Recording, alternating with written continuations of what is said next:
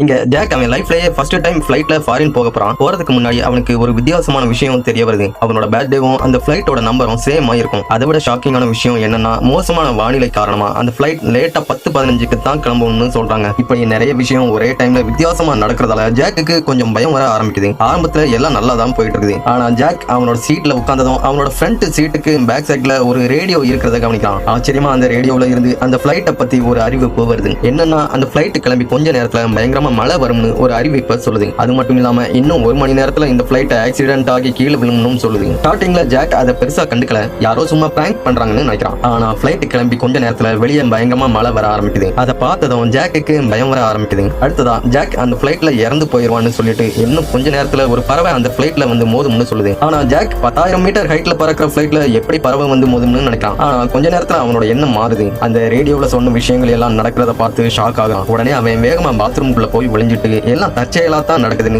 அவனே சமாதானப்படுத்திக்கிட்டு கொஞ்ச நேரத்துல வெளியே வர்றான். உடனே ஒரு ஃபிளைட் அட்டெண்டன்ட்டை கூப்பிட்டு கொஞ்ச நேரத்துக்கு முன்னாடி ஏதாவது பறவை ஃபிளைட்ல மோதிட்டான்னு கேட்கறான். அவங்களும் ஆமான்னு சொல்றாங்க. அதை கேட்டதும் அந்த ரேடியோ ஃபியூச்சர்ல நடக்க போற விஷயங்களை முன்னாடியே சொல்லிட்டு இருக்குதுன்னு புரிஞ்சுக்கிறான். உடனே அவனோட ஹெட்போனை போட்டுக்கிட்டு அந்த ரேடியோ சொல்றதை கவனமா கேட்க ஆரம்பிக்கிறான். அப்போ அந்த ரேடியோ அடுத்ததா கேப்டன் 11:15க்கு ஃபிளைட் லேண்ட் ஆகும்னு அனௌன்ஸ் பண்ணுவார்னு சொல்லுது. அதே மாதிரி கேப்டனும் கொஞ்ச நேரத்துல அனௌன்ஸ் பண்றாரு. அடுத்ததா கேப்டன் ஃபிளைட் இப்போ கடுமையான புயல் பகுதியை கடக்க போகுதுன்னு சொல்றாரு. அந்த ரேடியோ சொன்ன எல்லா விஷயமும் கரெக்டா நடந்துகிட்டு வரத பார்த்து ஜாக் ஷாக் ஆகுறான். அடுத்ததா அந்த ரேடியோ இன்னொரு பயங்கரமான விஷயத்த சொல்லுது. என்னன்னா, அந்த ஃபிளைட்டுக்குள்ள ஒரு ஆபத்தான ஒருத்தன் மறைஞ்சு இருக்கிறதாவும் அவனை உடனே விசாரணை செய்யணும்னு சொல்லுது. அப்போ ஜாக் அந்த ஃபிளைட்ல இந்த ஆடி வச்சிருந்த 2 பேரை பார்த்து அவங்க மேல சந்தேகப்படுறான். உடனே ஒரு ஃபிளைட் அட்டெண்டன்ட் கிட்ட போயிட்டு அவங்களால ஃபிளைட்ல பிரச்சனை வரப்போகுதுன்னு சொல்லி அவங்களை அரெஸ்ட் பண்ண சொல்றான். ஆனா எந்த ஆதாரமும் இல்லாம பேசஞ்சர்ஸ் யாரையும் எதுவும் செய்ய முடியாதுன்னு அவன் சொல்லிடுறான். அதனால அவன் ஏமாற்றத்தோட அவனோட சீட்டுக்கு போகும்போது அவனை ரொம்பவும் தீவிரமா வாட்ச் பண்ணிட்டு இருந்த மைக்ங்கிற ஒருத்தர் அவன் கிட்ட பேச ஆரம்பிக்கிறாரு. ஜாக் அவரு ஒருவேளை ஒரு ஸ்பையா இருக்கலாம்னு நினைச்சு பயப்படும் போது அவன் கிட்ட தான் ஒரு ரிட்டையர்டான பைலட்னு சொல்றாரு. அப்போ ஜாக் அந்த ரேடியோவை திரும்ப கேட்கும்போது அது சொல்ற ஒரு இன்ஃபர்மேஷன் அவனை அதிகமா பயமுறுத்துது. அதுல கேப்டன் குட் நைட் நியூயார்க் சொல்லாம தடுக்கணும், அப்படி செஞ்சா மட்டும்தான் ஃபிளைட் ஆபத்தான பாதையில இருந்து தப்பிக்கும்னு சொல்லுது. உடனே ஜாக் கேப்டன் கிட்ட போயிட்டு நீங்க குட் நைட் நியூயார்க் வார்த்தையை மட்டும் சொல்லவே கூடாது, அப்படி சொன்னா